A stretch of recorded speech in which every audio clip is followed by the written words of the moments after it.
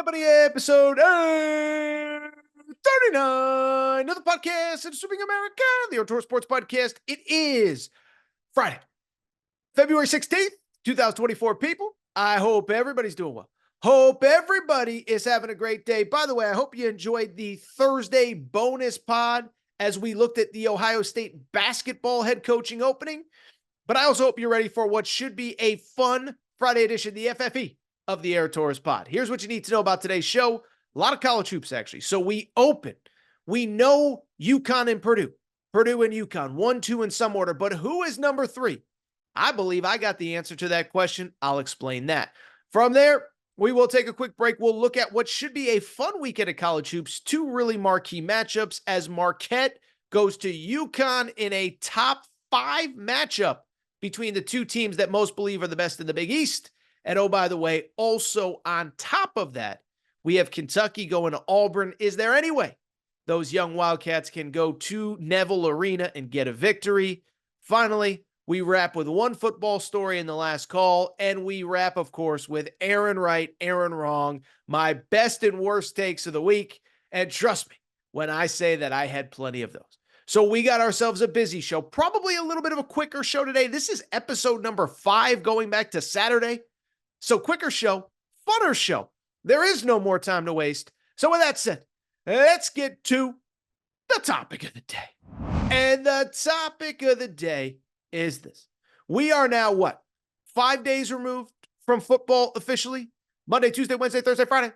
5 days removed from football, from the NFL season being over, and from it being all college hoops from here until basically the end of March. I'm not saying it's all college hoops. We'll talk some combine and some college football, whatever. But I just bring it up because this is the time that people really get into college basketball. And I think even if you're not a diehard college basketball fan watching every single night, there is a narrative that has emerged over the last couple weeks, and I think bluntly it's fair. It is that in whatever order you choose, UConn or Purdue, 1 is 1, 1 is 2. It's UConn, Purdue, Purdue, UConn, and everybody else after that. We talked about the Athletic article the other day where they said there's so much parity in the sport. It's like, no, there's not. There's 2 teams that are very clearly significantly better than everybody else. And I should mention, by the way, Purdue does play on Thursday night. So if they lose, completely ignore that first part of this segment, but the rest still applies. By the way, even if Purdue loses on Thursday night, which I don't think they will, but at the end of the day, it does feel like it's those 2 teams and everybody else. I feel like we're weirdly getting to a point where if both those teams don't make a Final Four, it'd be considered a disappointment. Like even Purdue hasn't made a Final Four since 1980. I was on Indiana radio this week and they said, yeah, that's kind of where we're at. So it's UConn and Purdue, enough fluff. Let's get to the topic of conversation. Topic of conversation is we all agree those are the 2 best teams. So the question becomes now, who is number 3? And it's been an evolving question over the last couple weeks. I think different times of the year, you could argue different things. At one point, I know that I argued that I thought Kentucky was as good as pretty much anybody not named UConn and Purdue. Fast, athletic, shooting, this, that. They have obviously hit the skids. I'm still curious to see if we ever get them at full strength, what they can look like consistently, the Wildcats. Beyond that, we made the argument for North Carolina. I really like North Carolina. I was high on North Carolina early, but they too are struggling, most recently losing at Syracuse. Houston's really good. The metrics love Houston.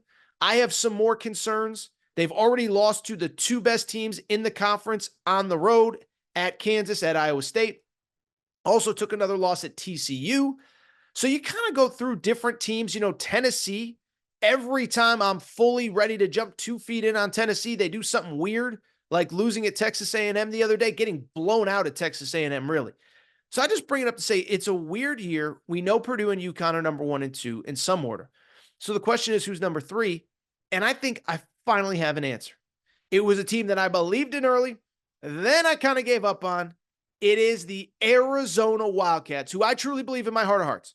They're the 3rd best team in the sport, and I'll be honest, I think they are the best suited to beat either of those 2 teams. And I think you could argue they're the best suited, period, to beat UConn in all of college basketball. Now, with Arizona, it's been a very interesting year. Because remember, the first week of the season, they go to Duke. They fly across country, play Duke, and take care of business against the Blue Devils. And so at that point, you're like, oh, this team's good. And at that point, they were the best team that I had seen. And you kind of ride that wave all part of the early season. They take care of Wisconsin at home. They beat Michigan State on Thanksgiving Day, a couple other good wins. But then they really kind of hit the skids starting in mid-December with a loss to Purdue in Indianapolis. Now, at the time, Purdue was number 1 in the country. Nothing wrong with that. Nobody's going to criticize them. But there was a stretch from December 16th or I think it was December 15th, to January 25th, where they lost 5 of 6 games outside of the state of Arizona. So they lost to Purdue. They lost to Florida Atlantic in Vegas. They beat Cal on the road. They lost to Stanford on the road. They lose to Washington State, and then they lose to Oregon State. And so it was at that time that I said, man, I got to sell all my Arizona stock. They stink. They can't win outside the state of Arizona. Well, quietly since then, starting with a win over Oregon after that loss to Oregon State, since that win over Oregon, Arizona has ripped off 5 straight wins, including what you could argue are the 2 best teams in that conference on the road, winning at Oregon and then winning at Colorado last week. And to me, it was the Colorado game that I just sat there and said, you know what? I gave up on this team too soon because it was a weird game. The way the Pac-12 schedules work, you play back-to-back road games, and the schedule breaks where you're always playing Utah and Colorado in back-to-back games, one or the other. They're both in the mountains. It is deemed to be a very hard road trip because of altitude. Well, Arizona beats Utah in triple overtime, and you think last week against Colorado, oh, they're going to take a step back. Oh, they're going to struggle. Colorado's an NCAA tournament team. They have a lottery pick on their team and a kid named Cody Williams. They're going to struggle. Arizona absolutely blew them out, and that was where I said, listen, the college basketball season is ebbs and flows, peaks and valleys. And I truly believe in my heart of hearts that I gave up on Arizona too soon. So why is that, and why do I believe that they are potentially the 3rd best team, and I believe still very much a national title contender? The first part, one, I think you can go back and look at that 5 losses in 6 game streak and say that in hindsight, maybe it isn't quite as bad as we thought. Okay, first loss to Purdue. Purdue's awesome. Like, I've been critical of Purdue, but they're still a really good team. The game was in Indianapolis. You lose to Florida Atlantic, which is a consistent top 25 team in double overtime, okay? You lose to Stanford. That's a bad loss. We'll talk about that in a minute. Then you lose at Washington State. You lose at Oregon State on a buzzer beater. And so at the time, it felt like the sky is falling. This is a total disaster. Everything's going wrong. But now you look at it in hindsight, and it's interesting. Purdue's maybe the number 1 team in the country, at worst number 2. Florida Atlantic's a top 25 team. You lost in double overtime.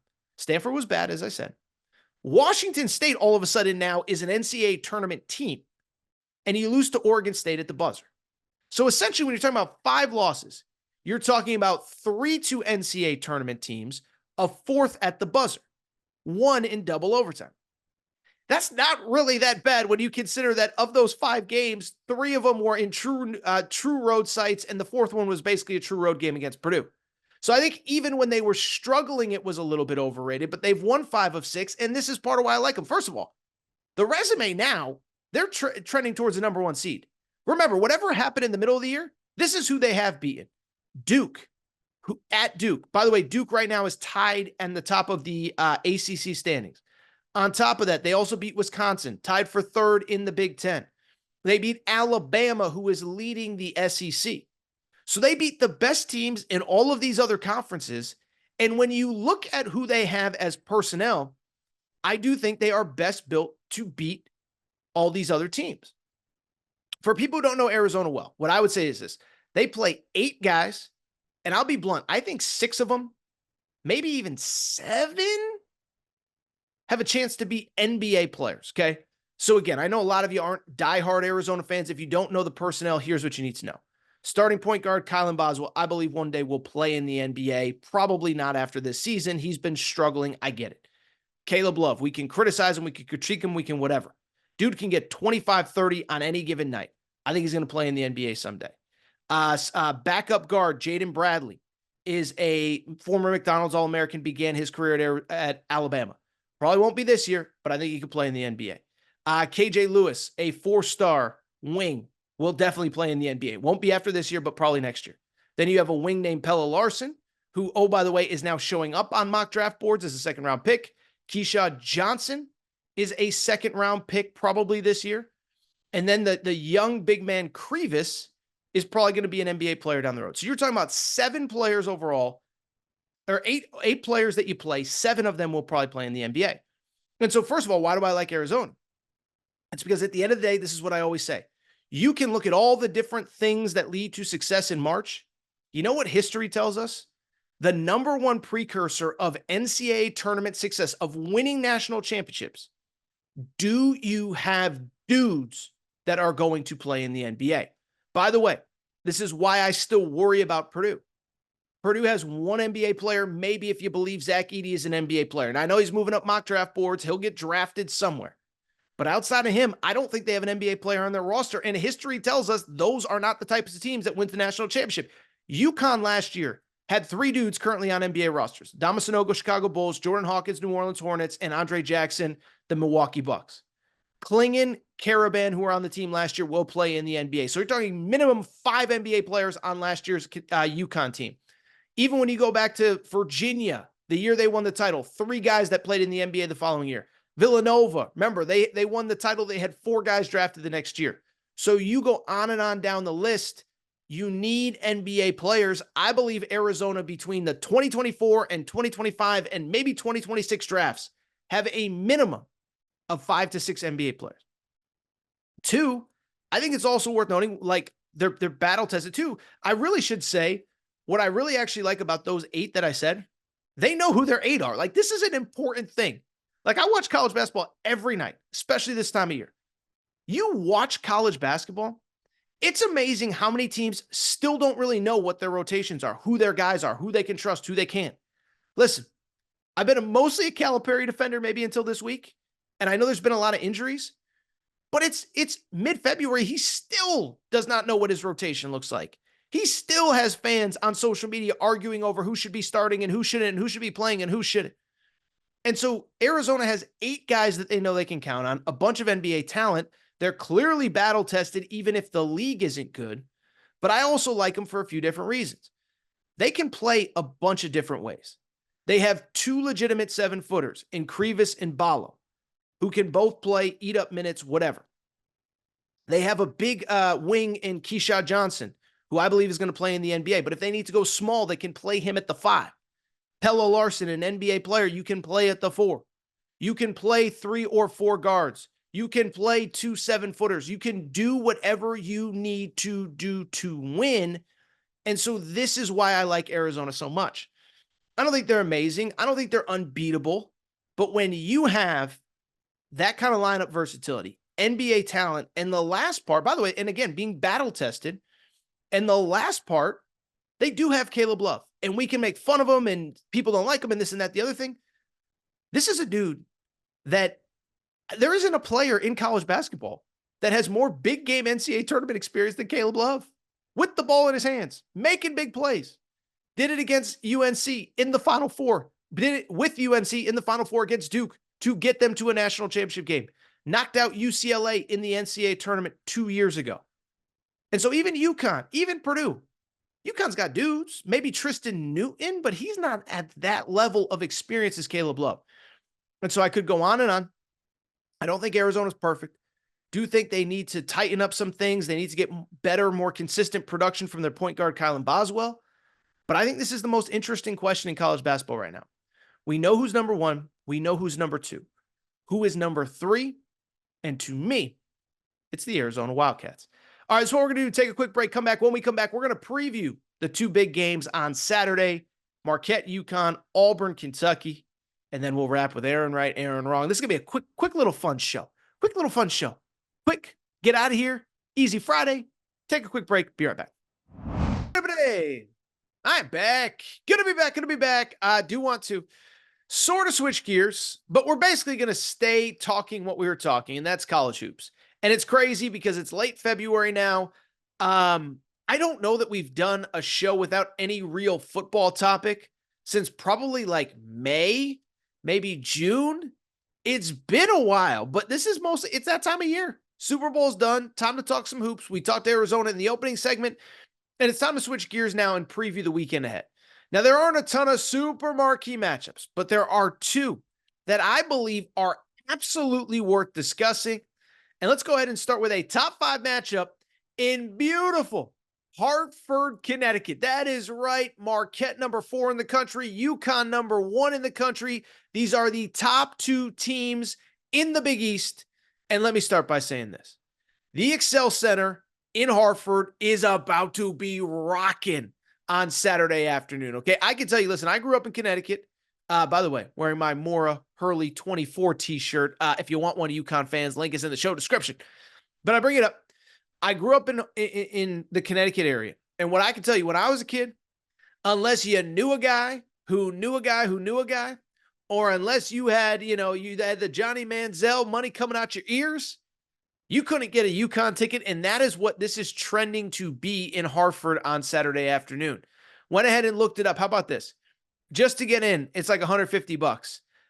To sit basically in the lower level, good seats, mid-court, we're talking $500, $600, $700. To sit courtside, we're talking almost $2,000. The bars outside Excel are going to be hopping, and in that building, we should get an incredible matchup because here's the bottom line. I know that it's been a weird up and down year, and there's teams coming, teams. These are not only two of the best teams in the country, these are two teams that are playing as well as anyone in the country right now as well coming into this game. Listen, with UConn, I know we've talked about it a lot. I don't know, and I know I said this on Wednesday's show, I don't know that they're getting enough credit for what they are doing right now. We are in this NIL portal world where anybody can beat anybody on any given night. And UConn has now ripped off 13 straight wins coming into this game. That is unbelievable in a power conference. I don't want to say it's unprecedented, but it is like, it's awesome. And they're not just beating teams, they're destroying really good teams. A 43-point win over Xavier at home. Sean Miller said, I've never seen anything like that I've been a part of. 14-point win over Creighton, a team that is currently in the top 15. A 13-point win at St. John's at Madison Square Garden. So UConn isn't just beating teams, they're destroying them. What did they have? A 36-point win at DePaul. I know it's DePaul, but 36 points on Wednesday night against the Blue Demons. Then there is Marquette. And I think because UConn has been so dominant, I don't know that people appreciate what Marquette is doing right now. Marquette is on its own 8-game win streak coming into this game. Marquette is beating good teams as well. Beat St. John's twice during this stretch. Crushed Villanova at Villanova.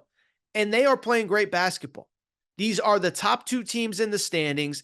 Regardless of who wins, basically, these are really the only 2 teams that can realistically win the Big East right now. And so I think this is going to be an awesome game. Now, in terms of the matchups themselves, what I would say, the thing that you need to focus on, it is the speed and quickness of Marquette versus the size and physicality of UConn. Now, UConn's got speed too. We'll get to that in a minute. But for Marquette, for people who haven't watched them, they play like Shaka Smart wants to play. They play super fast. They force a lot of turnovers. They shoot a lot of threes. And what they do as well as anybody, they make you play their game. I remember talking about this with South Carolina basketball a few weeks ago when they beat Kentucky. I said, look, South Carolina player for player isn't as good as Kentucky, but they make you play their game. What's ironic about South Carolina, they play super slow. Marquette plays super fast, and they play super fast with really talented players. Tyler Kolek, the reigning Big East player of the year, 3 straight games with 27-plus points. How about this? 27 points and 13 assists in that win at Villanova that I mentioned a few seconds ago. He's playing elite. Cam Jones, their second-best player, was out with injury. He has been back the last 2 or 3 games. He's playing really well. You have Stephen Mitchell, you have Joplin, you have Iguodaro. This is a really good team that I think bluntly is good enough to make the Final Four, and they're a team that is good. As I said, they're playing well on an 8-game win streak after losing 3 of 5 to open Big East play. But then also, they play a style that makes you want to play their style. They play super fast, but then what ends up happening, once you get in the rhythm of playing fast, you get loose, you get sloppy. And that's what this team does, maybe better than anybody, not any better than anybody in college basketball statistically. But in the Big East, they force more turnovers than anybody in this league. 17.5 per game. And so you talk about turnovers, lead to transition points, et cetera, et cetera. And that's what they're going to try to do in Hartford at the Excel Center. Now, from the UConn perspective, we've talked so much about them, but obviously what they want to do, they want to dominate the paint and the glass. Because as good as Marquette is, only Osa Ighodaro is the only guy that averages more than 5 rebounds per game. Tyler Kolek averages right around 5, but he's a 6'4" guard. Marquette's basically going to play 4 small guys at all times. They're going to try to run you off the court. What UConn needs to do to win this game is be big and tough in the paint. Donovan Clingan, got to be tough. Alex Caravan got to keep doing what he's been doing since he's been back from injury. And then the rest of the pieces, they got to do what they do. Cam Spencer, 15 points per game, 44% three-point shooting. Tristan Newton, 15 points, 7 rebounds, 6 assists. And so with UConn, it's about the size that they have, but also on top of that size, it is about the physicality that they play with, the way they dominate the boards, and that's where I think they're ultimately going to have success. In terms of this game, listen, I like Marquette. I think they're really good. I think they may be the most underrated team right now. Like, it just feels like everybody, and we just talked about it in the previous segment, it feels like everybody plays well, takes a weird loss, plays well, takes a weird loss, plays well, takes 2 losses, whatever. And that could be Tennessee, that could be North Carolina, that could be Kentucky, that could be whoever, Auburn. As good as Auburn's been playing at home, they just took a weird loss on the road at Florida. So I only bring it up because I respect what Marquette has done, but I think this is a tough matchup for really 3 reasons. One, it's just a mismatch matchup for Marquette. I know they want to play fast, but man, it is tough when UConn is just as athletic as you, but they also start 3 guys that are 6'8", 6'9", or bigger. Or I guess they start 2 plus Samson Johnson plus whatever. 2, and I think this is important, the home crowd is going to be an X factor. Place is going to be loud. It's going to be rocking. There's going to be a lot of home fans. But then 3, this is a part I don't think enough people have talked about. UConn is the reigning national champion. Nobody would ever trade that trophy you get on the first week in April for anything. But Marquette also has something that UConn did not earn last year, and that is the Big East regular season championship and the Big East tournament championship. And I remember talking before the season. I was talking to a buddy of mine that's in the Big East ecosystem, if you will, and he said, he's like, the thing that is going to motivate Hurley all year? It's going to be, we won the Natty, but we didn't protect our home turf. We didn't protect the Big East. We can't call ourselves the best team in the Big East, even if we were the best team in the country. And so I know that has been lingering in that building for a while. Marquette beat them 2 out of 3 times last year, including in the Big East tournament to eliminate UConn.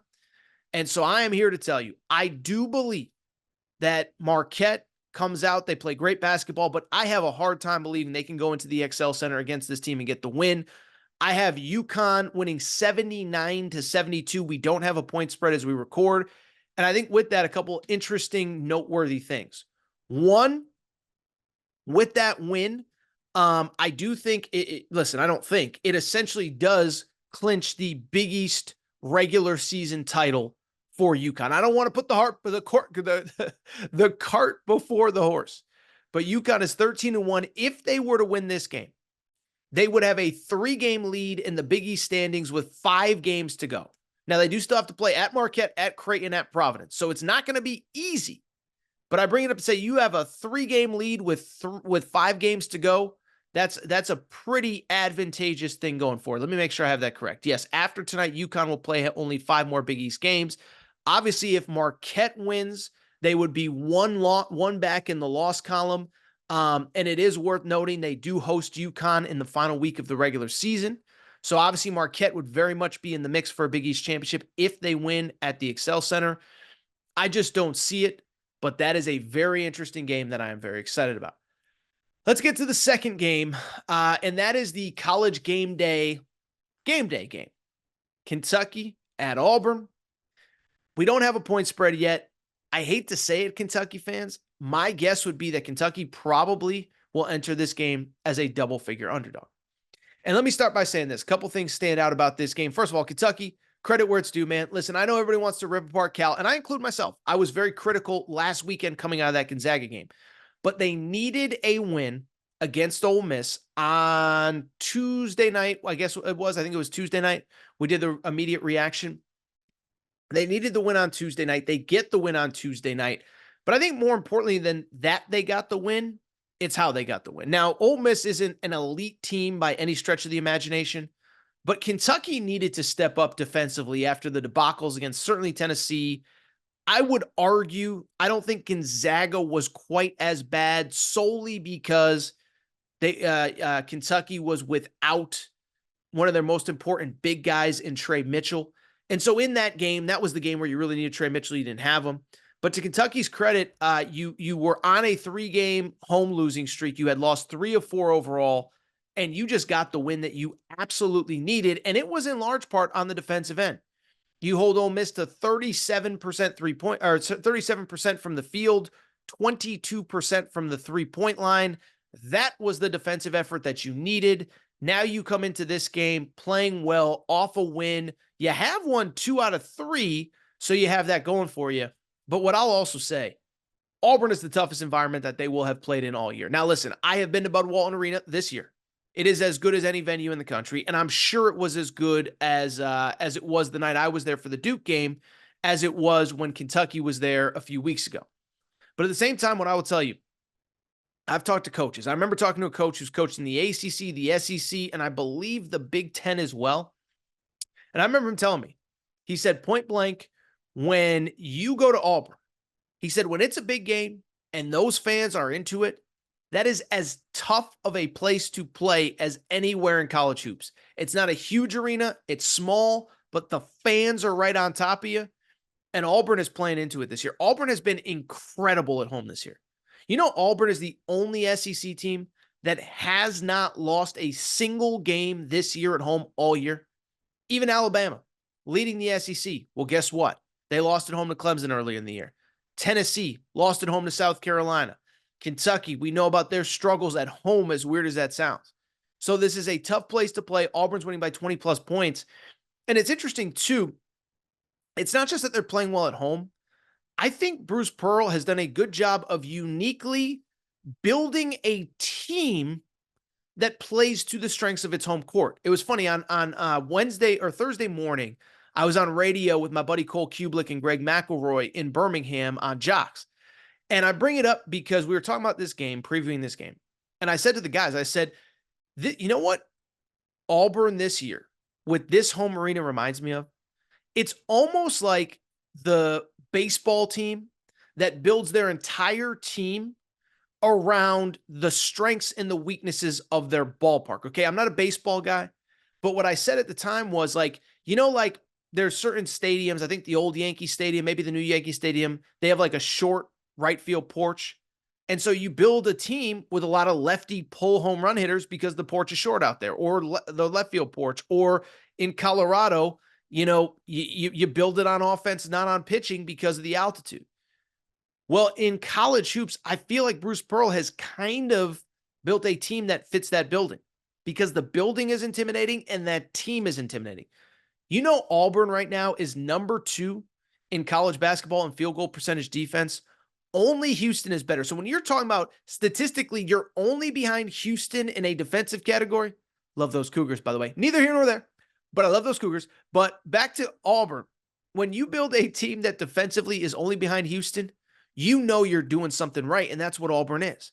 And they're big, and they're physical, and they're tough, and they're mean, and you're playing in this crazy environment, and they're going to beat the crap out of you, and the refs are going to be afraid to blow the whistle, and I'm not criticizing Auburn. Auburn, it's a great team.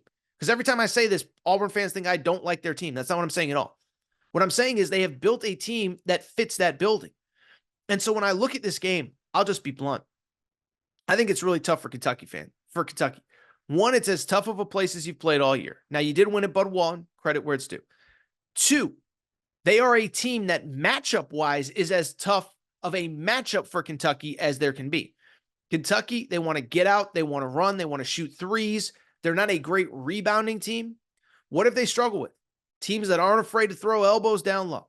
Whether it was Tennessee a few weeks ago, South Carolina, they struggled to rebound against Gonzaga, 18 offensive rebounds for Gonzaga. Well, that's what Auburn does as well as anybody. Matter of fact, I'm going to look it up real quick. I would venture to guess Auburn, without knowing the stat off the top of my head, is one of the better offensive rebounding teams in all of college basketball. Let me look it up. By the way, if I'm proven wrong, it'll be live on air because I'm not redoing this segment. Let's take a look. Best offensive rebounding teams in college basketball. And guess what? Auburn isn't as good as I thought. Isn't that some great radio right there? So that's good news, Kentucky fans.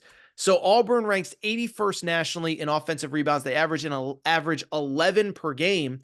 And so, by the way, Gonzaga only averaged 11 per game coming in as well. So the point I'm trying to make is that it's a tough matchup for Kentucky.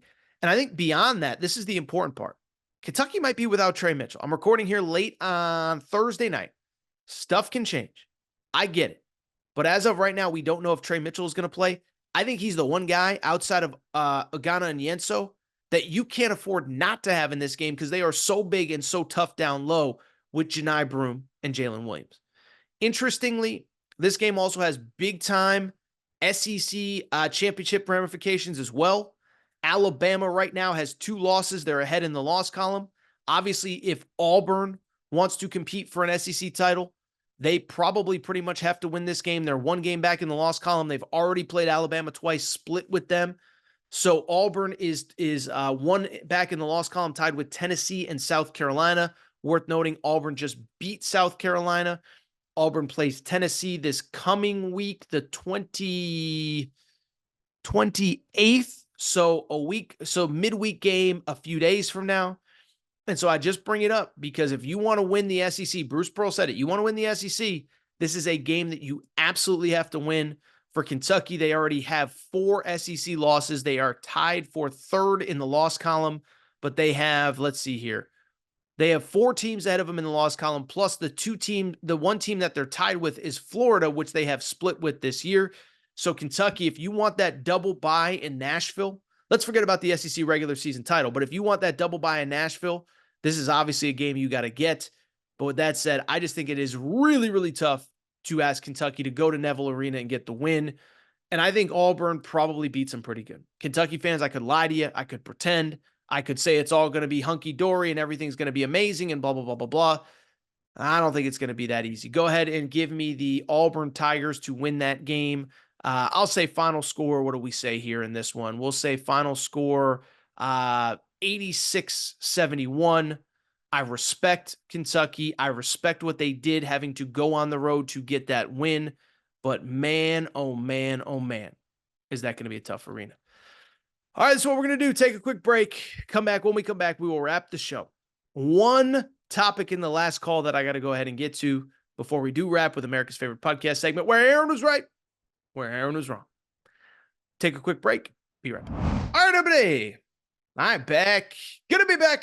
Final segment of the show. Final segment of the week. So good to be back. We'll go ahead and wrap with Aaron right, Aaron wrong in just one moment.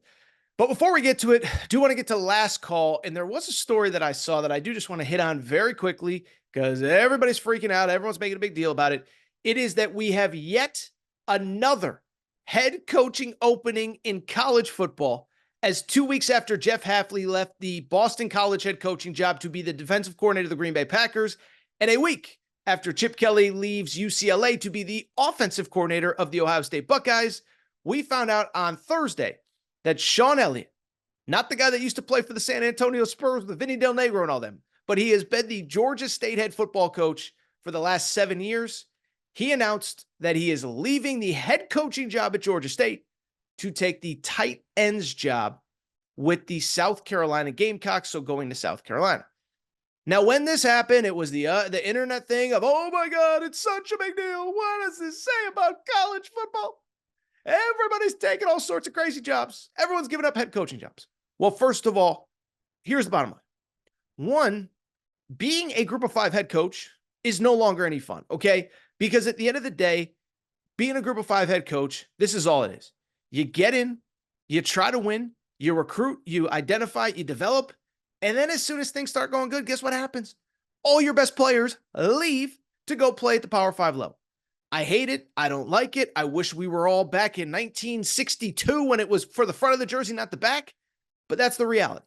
And so more and more, we are going to see group of 5 head coaches take either position or coordinator jobs at the Power 5 level. By the way, Alabama's new offensive coordinator, Kane Womack, was the head coach at South Alabama. He left to become a defensive coordinator at Alabama. Oh, by the way, Alabama's defensive backs coach, Maurice Linguist, was the head coach at Buffalo and decided to leave there to go to Alabama. And so the bottom line is, being a group of 5 head coach is not very fun. This is going to continue to happen until we do something with transferring and guys being able to leave whenever they want. Beyond that, I know everybody wants to make everything into the biggest thing in the world, but here's the bottom line. Sean Elliott said himself, this isn't professional. It's personal. Sean Elliott was an assistant coach at South Carolina from 2010 to 2016. And according to him, his family never left South Carolina. And so here is what he said about the decision. He said this was not a professional move. It was a personal move. We've made it work for 7 years with my family still living in Columbia. And I even thought about not coaching this year. I had promised my daughter that I would be there for her senior year of high school. And when this opportunity came up to go back to South Carolina and coach again, it was something I couldn't pass up. I've always loved South Carolina.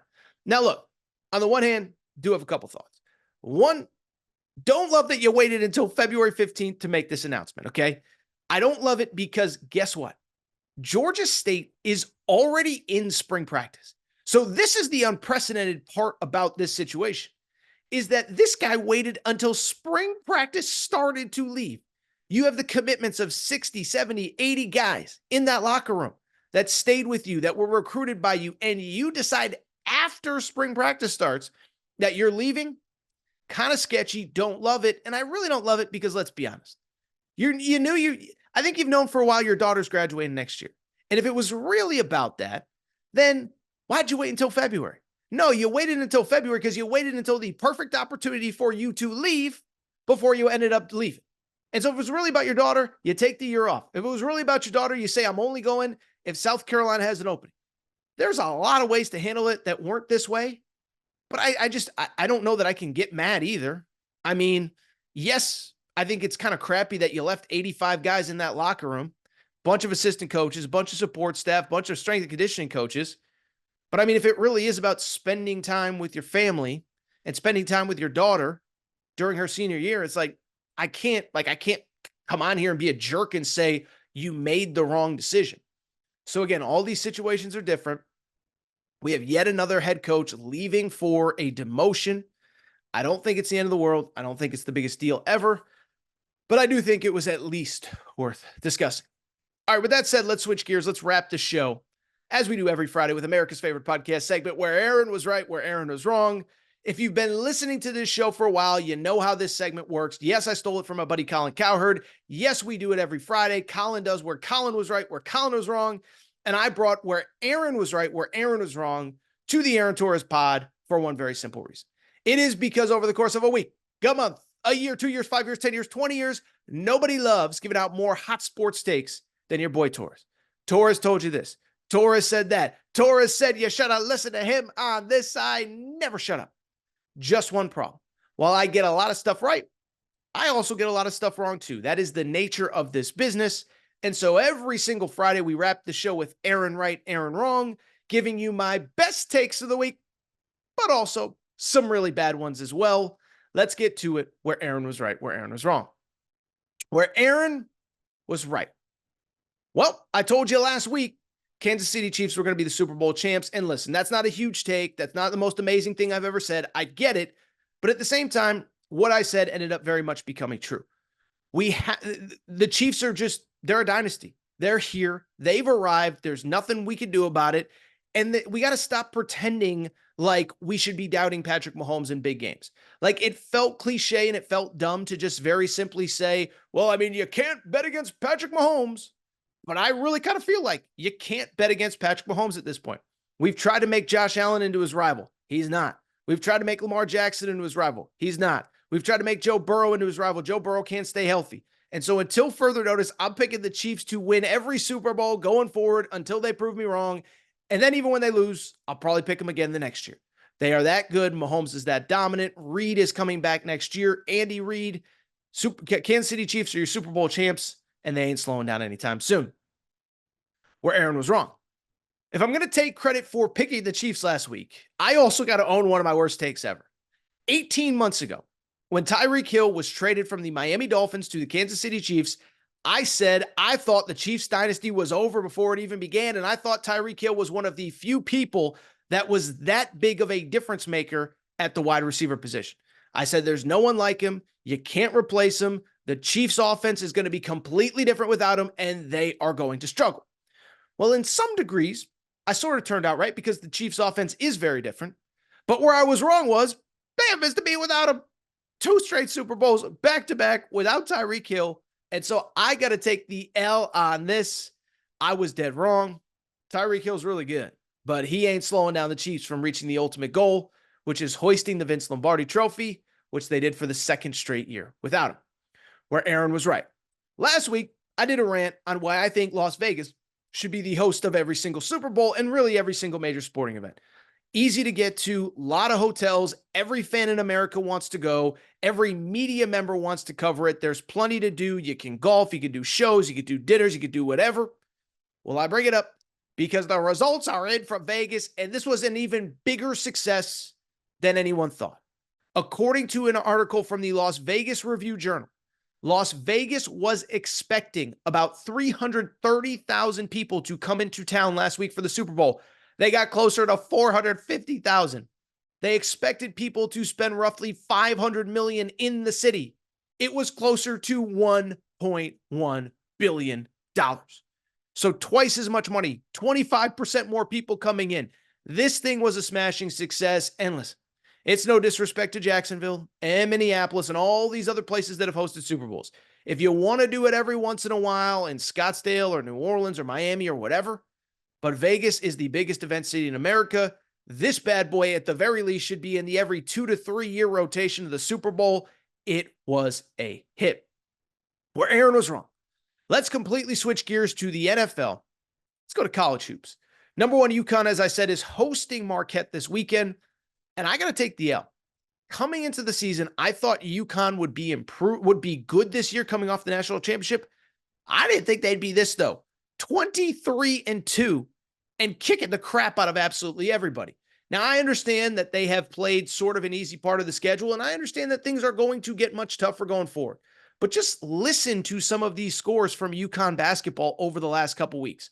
I know it's only DePaul. 101-65 is the final score there. Beat Georgetown 89-64. Beat Butler by 9. Beat St. John's by 13. Beat Providence by 9. Beat Xavier by 43 points. I'm just making sure I have it correct. Not only are they beating people, they haven't even played a close game in weeks. Now, Marquette, they're going to give them much tougher competition. But look, I can't believe I'm saying this. A year ago, I didn't even think UConn was good enough to win the national championship.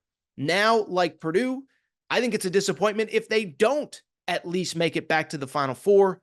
UConn dominant going into this weekend's game with the Marquette Golden Eagles, where Aaron was right. Let's go to college football and listen. When all this NIL stuff I started about 2-3 years ago, we talked about the biggest thing for coaches is this.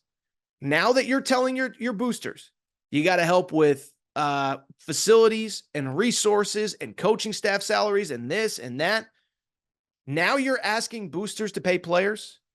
Coaches are going to be on a short lease, and you better deliver right away. You're going to go to me and ask me for my money. That's fine, but I want to see a return on my investment.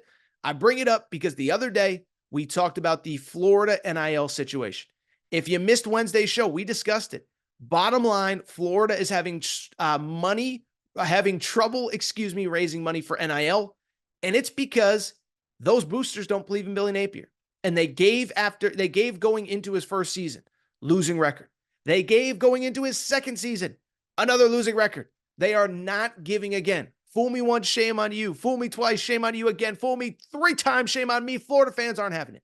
And I will say, I think this is the new reality of college sports. By the way, a lot of speculation on why Ohio State basketball fired Chris Holtmann this past week was because they needed to raise the money for NIL, and they knew the longer they let him hang around, the less money it was realistic to raise with him as the head coach. Now you fire him, you say, listen, we need you to start giving money so the next guy has a fund to go to work with when the portal opens in about, 2 months from now in college, or a month from now in college basketball, This was coming. This is how it's going to be.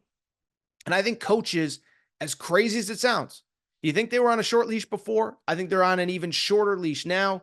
You better win. You better win big. You better win quickly, because fans, they don't have any patience. They want to win right away, and they're going to demand it of you. Where Aaron was wrong. Let's stick with college hoops, and listen, we opened the show with it. The Arizona Wildcats, they are back in the top 5. They destroyed the Colorado Buffaloes. And I'll be blunt, I think I gave up on Arizona a little too quickly here. So in the early part of the season, I said they are the best team in college basketball. They end up losing a bunch of games right in the middle of the year, but they are now on a 5-game win streak. They beat probably the 2 best teams in the conference besides them on the road at Oregon and at Colorado. And you look at Arizona right now, I am here to tell you, and I just said it, I think they have as good a chance as anybody, not named UConn, not named Purdue, to win the national championship. Size, veteran guard play, shooting, experience. They play pretty good defense. I loved them early. Then I completely gave up on them in the middle of the year. Well, guess what, baby? I am all the way back. I think I gave up on them too quickly. Let's go ahead and wrap really quick where Aaron was right. UCLA football. I did a segment last Wednesday. I said, I don't know exactly what's going on with Chip Kelly, but I believe he's trying to get out. I believe that he is trying to get a coordinator job in the NFL, but I believe he would be a candidate at Ohio State if Bill O'Brien takes the Boston College job. Well, what ends up happening? Chip Kelly leaves, but what I also said with UCLA, I said it's going to be so tough to find a head coach right now. I expect them to kind of make a low-key, under-the-radar hire, hope it works, and if not, you can get out of it really quick. They do that with Deshaun Foster. I think Deshaun Foster will be good. The question is, will he be great going into the Big Ten? It's the toughest time probably ever to take over UCLA football. We'll see what happens. But UCLA, the whole probably last 10 days played out exactly like I told you it would. UCLA football with a new head coach. Finally, where Aaron was wrong. Listen, your boy Torres, I've gone pretty hard in the paint on Ryan Day. Ryan Day, the head coach at Ohio State in football. Well, guess what? Probably got more big wins this offseason that he has on the field about the last 3, 4, 5 years. The cherry on top of all the NIL, on top of all the portal, he gets Chip Kelly as his offensive coordinator. Listen, if you give Chip Kelly all these pieces to work with against basically inferior competition where all Chip Kelly has to do is worry about drawing up plays, I think Chip Kelly has a chance to be pretty good. So credit to Ohio State, credit to Ryan Day. I criticized him, but the bottom line remains, guy has done about as good of a job as you could ask for, given how bad things were after that loss to Michigan and after the loss in the Cotton Bowl. All right, I think that's it for this episode of the Aaron Torres Sports Podcast. Do think it is time for me to get out of here on a Friday. If you're not subscribed, please make sure to do so. Apple, Spotify, Amazon Music, Google Music, wherever you listen to podcasts, make sure to subscribe. Also, make sure to rate and review the show. Go ahead and give us a quick 5 stars. Let us know what you like, what you don't like, all that good stuff. Make sure you're following on social media at Aaron_Torres on Twitter, at Aaron Torres Pod on Instagram, Aaron Torres Pod on TikTok. And of course, if you're watching on YouTube, make sure to click that subscribe button. All for today's show. I will be back next week. Shout out to Torrin Craig. Shout out to Rachel, who hates my voice. Shout out to JJ Redick, you F-head. Unblock me, bro. I'll be back Monday. New episode.